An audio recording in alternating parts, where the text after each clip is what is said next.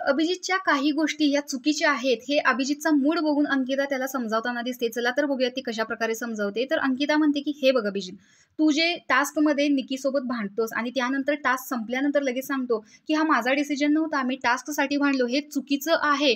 आणि जे आपल्याकडून होतंय ना तेच त्यांच्याकडून होतंय. कारण आपल्या ग्रुपमध्ये कसं आहे, आपण सगळेजण थोडा थोडा विचार करतो आणि सगळे मिळून परत एका कन्क्लुजनवर येतो. पण त्यांचं तसं नाहीये, ते सगळे जे आहे ते निकीवरती अवलंबून आहेत.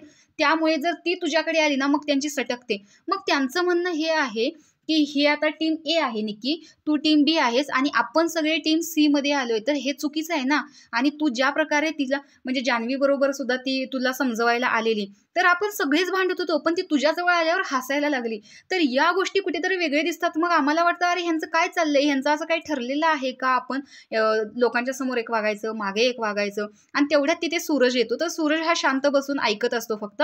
तर अंकिता सांगते की तू ज्या ह्या गोष्टी करतोयस ना त्याच्यामुळे आम्ही सुद्धा कन्फ्यूज होतोय आणि ते सुद्धा कन्फ्यूज होत आहेत. दोन्ही टीमकडून हे सिमिलर आहे. तर अभिजित म्हणतो मी असं काही केलंच नाही. तर तो डायरेक्ट पलटी मारून देतो. तुमचं हे वागणं आम्हाला खूप विचित्र वाटतं आणि बाहेर सुद्धा हे विचित्र दिसत असणार याची मला खात्री आहे.